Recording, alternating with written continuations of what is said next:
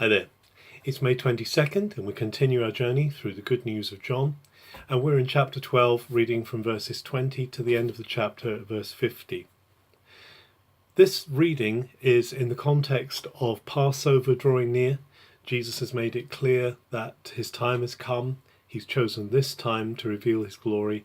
He's chosen this time to come face to face with the authorities who he says are going to judge him and crucify him, or they're going to kill him.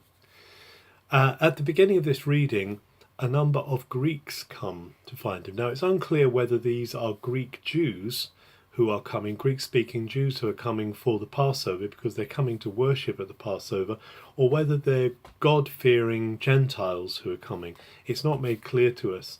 But Jesus' reaction to this is to realize that this really is the crunch point, because if people are starting to come from other nations to be attracted by what they've heard, then he's going to be in real trouble with the authorities.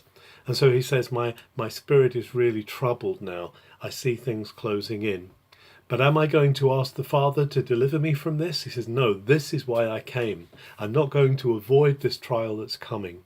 And then in this powerful moment of divine revelation, just as at his baptism, and he says to the Father, glorify your name. And the Father says, I have glory. There's actually an audible voice comes from the skies and says, I have glorified it and I will glorify it again. And people around are thinking that they've heard thunder. Some others say they've heard the voice of an angel. But Jesus knows it's his Father speaking to him. And he says that in order for this good news to spread, there has to be a seed dying. He talks about the seed dying and going into the ground. And because of that reason, the seed will then grow, the seed will multiply. And he talks about being lifted up, and he talks about that the Son of Man has to be lifted up, which must mean death, must mean a cross, because there's then a question about, is he talking about dying? Because the Messiah is supposed to last forever. There's not supposed to be any death for Messiah. But Jesus is clearly pointing to the fact that there is going to be his death. He then also recalls that picture of himself as the light of the world and calls his followers to walk in him, because when they walk in him, they will walk in the light before the darkness, in case the darkness seeks to overcome and to silence the light. And he says, trust in the light so you can be children of light. This is what he's inviting his followers to be. As he is the light of the world, he's inviting them, through his coming suffering, to become the light of the world. It says, though, that many didn't believe him, even though he'd done amazing things. And John suggests that this is in fulfillment of the prophecies of Isaiah. Who has believed what we've said at the beginning of Isaiah 53? And so John is saying here that even though Jesus has spoken so clearly and has done so many things, there are still people who will not trust him, who will not follow him. And then he also quotes from Isaiah saying, because actually their eyes have been blinded, their ears have been made deaf, their hearts have been covered over, so they can't understand. And there's this appeal to the prophet who talks about the hard-heartedness and the waywardness of the people of Israel that God already sees. There's fear of the governing authorities here, that people are not wanting to follow Jesus, so they're choosing not to because they're going to get in trouble with the authorities.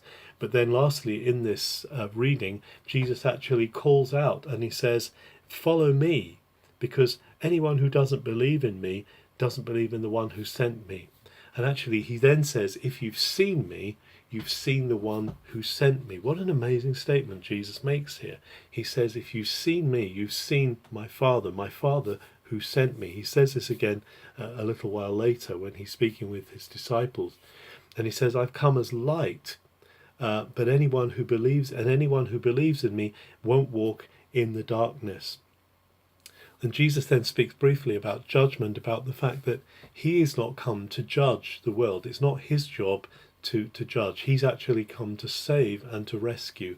But actually, if we don't accept those words, if the world doesn't receive the words of Jesus, the words themselves will condemn them. The words themselves will be the thing that is the destructive thing around their lives. Jesus says, I haven't spoken on my own authority.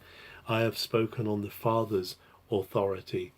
And when I speak, I only speak the things the Father has given me to speak. This is Jesus then in this reading very clearly identifying with the Father and the Father with the Son, as the Father speaks from heaven, as he backs up what Jesus is saying.